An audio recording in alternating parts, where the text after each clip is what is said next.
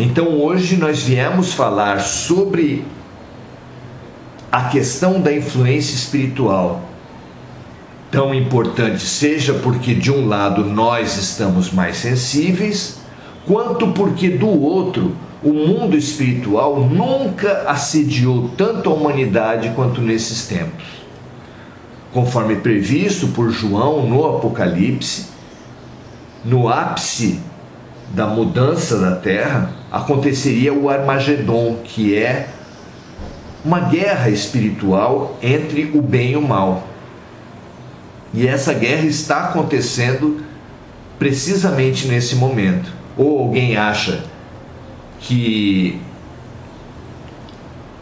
a política, com suas mentiras, com sua corrupção,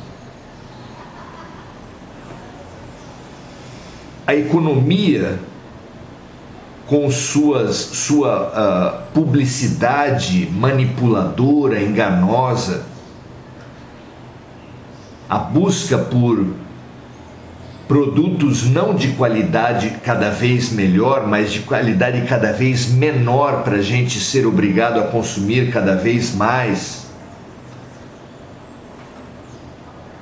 No campo da religiosidade, essa falsidade, também prevista por Jesus, já que ele disse que no fim dos tempos haveria falsos cristos e falsos profetas, esse estelionato espiritual, dito também pelo mestre como pastores mercenários que pastoreiam pelo dinheiro,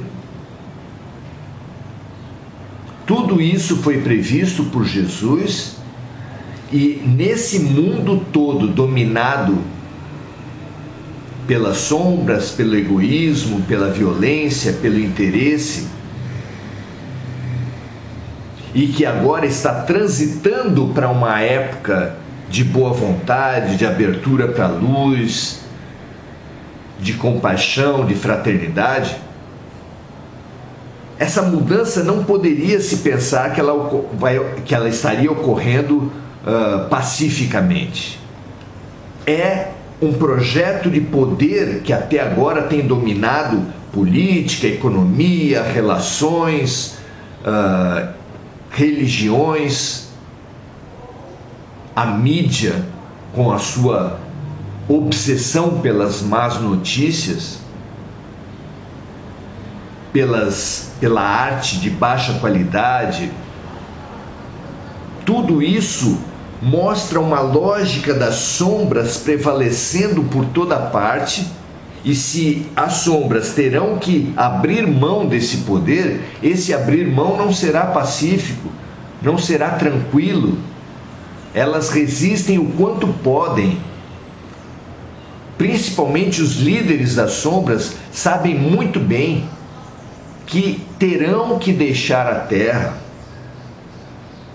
no que eles nem sempre comunicam para os seus ajudantes de classe inferior, mas eles sabem que eles terão que deixar a terra, e os seus últimos esforços ocorrem pela tentativa de arrebanhar, de coletar o máximo de escravos, o máximo de pessoas para, obedecendo a sua lógica de guerra, de orgulho, de violência, de egoísmo,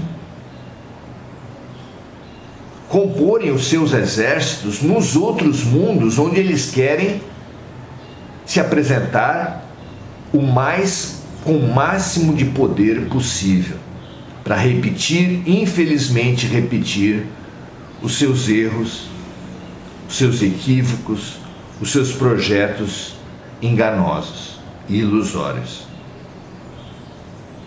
Então, a questão da obsessão nesses nossos tempos vai para muito além daquele espetáculo que os filmes de terror nos acostumaram, das espumas na boca, dos olhos revirados, dos gritos terríveis.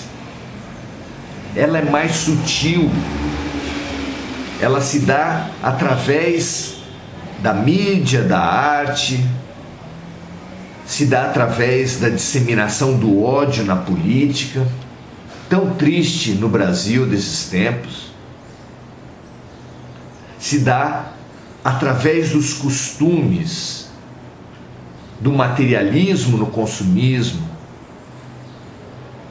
do materialismo que abrange os próprios caminhos espirituais, obcecados pela ideia da prosperidade, a teologia da prosperidade, a confusão que há entre o dinheiro e Deus, apesar do alerta de Jesus de que não se pode servir a Deus e ao dinheiro. Hoje em dia é isso que acontece, evidentemente. Então, vivemos a obsessão em inúmeras formas. Não apenas aquela clássica dos espíritos para com os encarnados, mas também a obsessão entre encarnados, como nós já falamos aqui nos variados campos da atividade humana. A obsessão dentro de casa, nas famílias. Veja essa tsunami de feminicídio, de abusos de criança, de assassinatos de criança, pelos próprios pais, pelas próprias mães, que nós temos visto por toda parte. São tentativas de processo de dominação que levam a alma e levam o corpo das pessoas. Relacionamentos desfeitos e não aceitos são motivos de assassinatos de ex-esposas, ex-namoradas. Desobediências pueris são motivos de abusos de criança. Tudo isso são os estertores, é como se fosse as contrações, as angústias da parturiente quando se aproxima o momento de dar à luz. Nós estamos à beira do nosso momento de dar à luz. Estamos grávidos do homem novo, trazemos todos dentro de nós o homem novo, como disse Paulo. Há um homem novo dentro do homem velho. Há um eu maior dentro do eu menor, como diz o budismo. Há o self, porção de Deus deixada na criatura, dentro do ego, como se coloca na psicanálise. E tudo isso é angustiante, causa ansiedade, causa dores. E é este o estado que a humanidade toda vive. Todos nós estamos em trabalho de parto. E a dor, a influência espiritual, a influência mental entre os seres é apenas um ingrediente dessa dor geral. E por quê? Isso seria punição? Seria uma espécie de uma maneira de selecionar as pessoas? Claro que a seleção está feita, é claro que as dores e adversidades evidenciam quem é quem, e nessa evidência mostra quem está mais capacitado, quem está menos capacitado para o mundo novo que se estrutura na Terra. Mas há uma função da influência, do inimigo, da inimizade, da obsessão, que pouca gente percebe. Alberto Almeida, num momento muito inspirado, que é um psiquiatra, grande palestrista, autor de livros espíritas, ele diz que nos seus grupos terapêuticos, quando vem uma pessoa se queixar muito de alguém, se queixar muito de uma situação, ele espera a pessoa desaguar a sua angústia e, refletindo junto com ela, lhe propõe: doeu? É teu. Veja só que devolutiva luminosa. Tudo aquilo que nos perturba nos outros, tudo aquilo que nos perturba nos fatos, na televisão, nos escândalos, tudo aquilo que nos tira do sério, está ressoando dentro de nós. É algo externo que bate com alguma insuficiência, alguma incompletude, alguma fragilidade nossa. Como se nós estivéssemos com o osso do braço trincado e alguém pegasse no nosso braço para nos cumprimentar e isso nos causasse uma dor muito grande. Como os médicos que antigamente, quando nós falávamos de uma dor do lado, eles iam apalpando para localizar exatamente a dor e poder fazer o diagnóstico. Essa imagem é perfeita porque os obsessores, os inimigos, cumprem a função pedagógica e terapêutica de localizar as nossas fragilidades, localizar as nossas ignorâncias e orientar os projetos pedagógicos de Deus, os projetos terapêuticos da vida.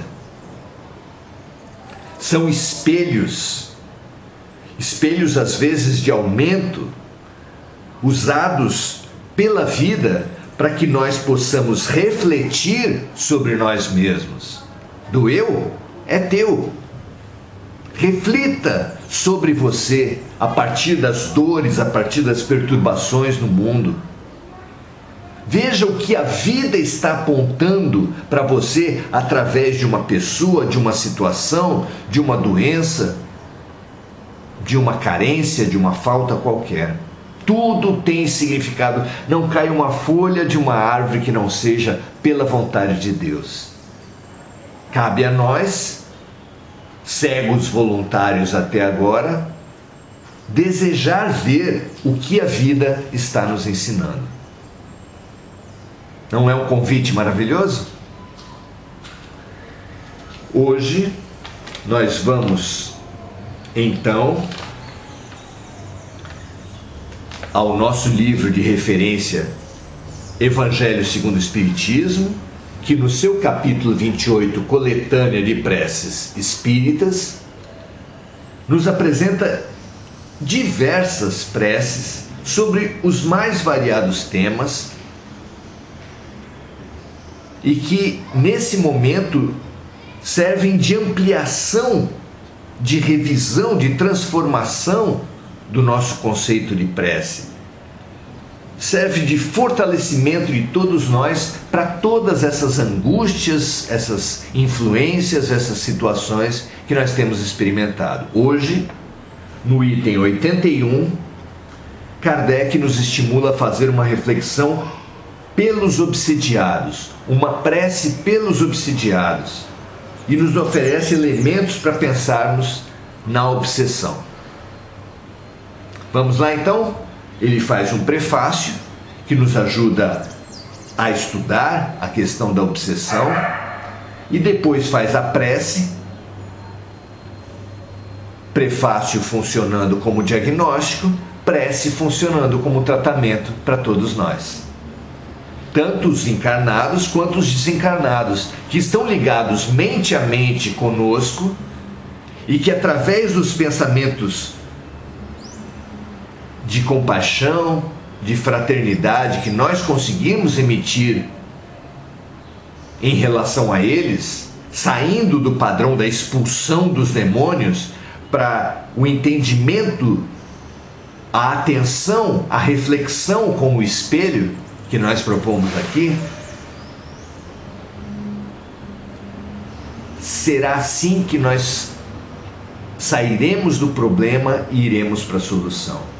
Sairemos da sombra e iremos para a luz. Vamos a essa nova compreensão? É o que Kardec nos convida hoje. Prefácio. A obsessão é a ação persistente que um mau espírito exerce sobre um indivíduo. Apresenta caracteres muito diferentes, desde a simples influência moral, sem sinais exteriores sensíveis, até a perturbação completa do organismo e das faculdades mentais. Muitas das doenças mentais, muitas das doenças físicas têm origem na obsessão. São conhecidos os casos de atendimento de obsessores em que o obsessor tinha um problema, por exemplo, no estômago, gerando no obsidiado uma dor no estômago que nenhum médico conseguia diagnosticar, e que, afastado o obsessor, é afastada também a dor. Muito interessante isso. Ela, a obsessão, oblitera, bloqueia todas as faculdades mediúnicas. Na mediunidade escrevente se traduz pela obstinação de um espírito em se manifestar. Só ele pode se aproximar. Isso é típico da estratégia de dominação. Os próprios agressores domésticos, autênticos obsessores encarnados, caracterizam a sua ação por excluir, por exemplo, da esposa, de todo o seu círculo de relações, afastá-la de suas amizades, afastá-la da própria família, isolá-la do meio social.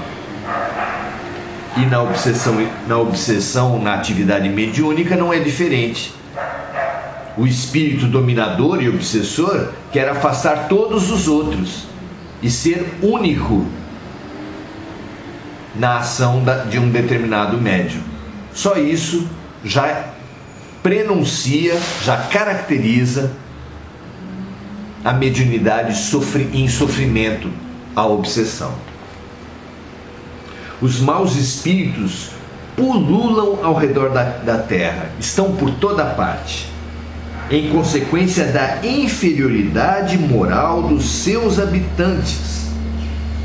Não se trata de punição de Deus, meus amigos. Não se trata de uma ação onde nós somos vítimas. A obsessão se estabelece a partir das nossas fraquezas, das nossas desarmonias. É isso que Kardec fala aqui. Sua ação malfazeja faz parte dos flagelos dos quais a humanidade é o alvo neste mundo.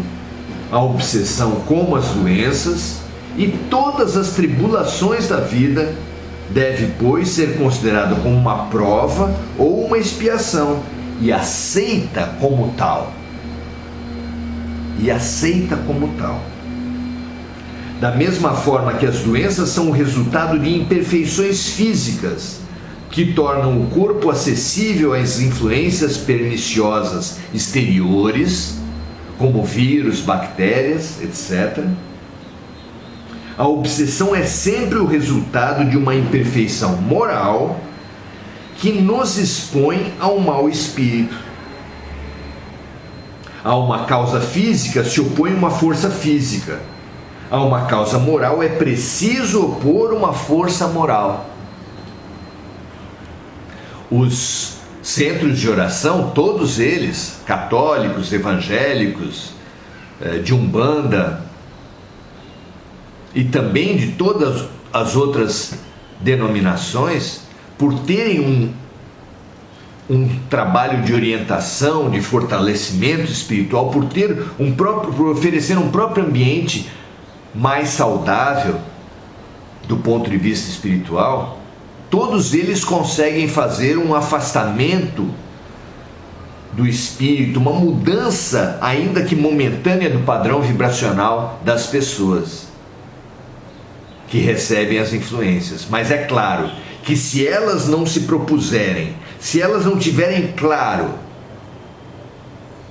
qual é a fragilidade sua que permitiu aquela influência espiritual, os espíritos irão voltar. O alívio vai se mostrar apenas momentâneo. É assim que o obsessor e a obsessão cumprem o papel diagnóstico que favorecem a nossa mudança, o nosso aprendizado, a nossa transformação, a nossa cura profunda. É claro que apenas para aqueles que tiverem boa vontade para a mudança. Para se preservar das doenças, fortifica-se o corpo, para se garantir da obsessão é preciso fortalecer a alma. Daí, para o obsidiado, a necessidade de trabalhar pela sua própria melhoria, o que basta o mais frequentemente para livrá-lo do obsessor. Olha só que coisa diferente do que nós temos visto até agora. Ao invés das palavras de expulsão dos demônios, ao invés dos objetos sagrados, dos ritos, dos gritos, dos olhos esbugalhados dos filmes de terror e das práticas religiosas que prevaleceram até agora, a mudança interior como grande mecanismo de afastamento dos maus espíritos. Isso é revolucionário, não é? Olha que interessante. Esse socorro torna-se necessário quando a obsessão degenera em subjugação e em possessão, porque então o paciente perde por vezes a sua vontade e o seu livre-arbítrio. Isso quer dizer que nas obsessões mais sérias, aqui nomeadas de possessão ou subjugação por Kardec,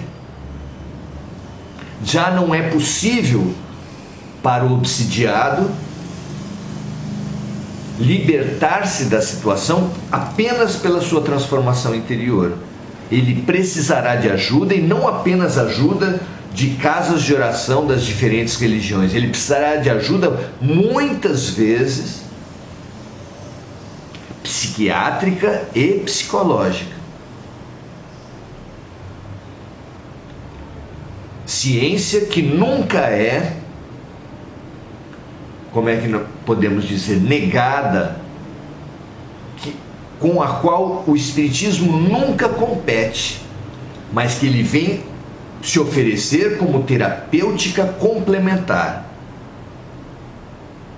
Então sim, a psicologia, sim a psiquiatria, mas sim também a transformação interior espiritual. Dentro da sua casa de oração, da sua crença, mas a complementação das terapêuticas, ela é necessária, muito especialmente nos casos mais graves de influenciação espiritual, mas que podem também ser buscados tranquilamente, sem prejuízo algum, muito pelo contrário, mesmo nas influências mais leves, que sempre trazem um sinal de mudança para o qual a psicologia pode ajudar. Pontos de depressão, de tristeza, de ideias suicidas que a psiquiatria pode conter com a sua medicação, são medicações eficientes, mas que tudo isso será complementado pela assistência espiritual, não haja dúvidas disso. Que assim seja. Vamos então ao tratamento. No item 82, nós vamos encontrar a primeira prece trazida por Kardec nesse campo da obsessão, que é para ser pronunciada pelo obsidiado, ou seja, por nós, que, como já dissemos aqui, todos em algum grau estamos passando pela influência de espíritos desequilibrados. Prece. Meu Deus, permiti aos bons espíritos livrar-me do espírito malfazejo que está ligado a mim. Se é uma vingança que exerce por injustiças que eu terei feito em outra vida para com ele, e vós o permitis, meu Deus, para minha punição, eu suporto a consequência da minha falta. Eu aceito a responsabilidade sobre os meus atos.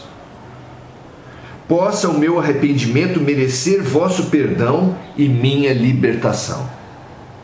Mas, qualquer que seja o seu motivo, peço para ele, o obsessor, a vossa misericórdia. Dignai-vos facilitar-lhe o caminho do progresso, que o desviará do pensamento de fazer o mal. Possa eu, de minha parte, retribuindo o mal com o bem, conduzi-lo a melhores sentimentos. É lindo você perceber como a obsessão, no momento em que o obsidiado amplia, expande sua percepção e alcança a compaixão pelo próprio obsessor, como ela se transforma em mecanismo duplo terapêutico, já que ligados mente a mente, aquelas conquistas de compaixão, de fé, de entendimento alcançadas pelo obsidiado vão chegar, pela própria ligação da obsessão, ao obsessor. E assim que a cura de um será a cura de dois. Mas eu sei também, ó meu Deus, que são as minhas imperfeições que me tornam acessível às influências dos espíritos imperfeitos. Dai-me a luz necessária para as reconhecer. Combatei, sobretudo, em mim o orgulho que me cega sobre meus defeitos. Qual não deve ser a minha indignidade, uma vez que um ser malfazejo pode me senhorear, pode me dominar. Fazei, ó meu Deus, que esse revés para a minha vaidade me sirva de lição para o futuro. Que ele me fortaleça na resolução que tomo de me depurar pela prática do bem, da caridade e da humildade, a fim de opor de hoje em diante uma barreira às más influências. Senhor, dai-me a força de suportar essa prova com paciência e resignação. Eu compreendo que, como todas as outras provas, ela deve ajudar o meu adiantamento, se não perder-lhe o fruto com meus murmúrios, com a minha queixa, com o meu vitimismo. Uma vez que me fornece ocasião de mostrar a minha submissão e de exercer uma caridade para com um irmão infeliz, perdoando-lhe o mal que me faz. Luminoso esse raciocínio, esse diagnóstico e esse tratamento para todos nós. Pense sobre ele. Leia no seu Evangelho segundo o Espiritismo esse item de hoje, o item 81 do capítulo 28. Se você não possui o livro, adquira-o. Ele tem muitos ensinamentos. Não apenas no capítulo 28, ao longo de todos os 27 capítulos anteriores, ele traz muitas reflexões, muitas mensagens a partir do Evangelho de Jesus, iluminado, interpretado, complementado com as orientações de espíritos de muita luz. É um livro que vale a pena nós termos em nossas casas e que aqui nos está servindo num capítulo que não é muito estudado, que é o capítulo 28, Coletânea de Preces Espíritas. Que os nossos obsessores, que os nossos acompanhantes espirituais desencarnados, que os nossos obsessores encarnados, que há tantos na Terra, como nós vimos, que a nossa própria ação obsessora sobre outros, mesmo que a título de amor sobre aqueles falecidos que nós pensamos obsessivamente e com revolta e com mágoa e com culpa, tudo isso é ação obsessiva nossa para com os espíritos falecidos, que nós encontremos na noite de hoje, no nosso estudo de hoje, nesse livro, no Evangelho segundo o Espiritismo, nesse item 81 do capítulo 28, assim como ao longo de todo ele, um fortalecimento para as nossas almas realizarem não apenas a sua harmonização momentânea, mas a sua transformação perante a eternidade. Que assim seja, meu amigo, minha amiga, para você e para mim. Que nós possamos aproveitar o momento, aproveitar a dor para nos transformar. Grande abraço a todos. Compartilhe esse vídeo se você entender que ele pode ajudar. Há muitos necessitados desse esclarecimento. E até o nosso próximo encontro. Grande abraço. Até amanhã.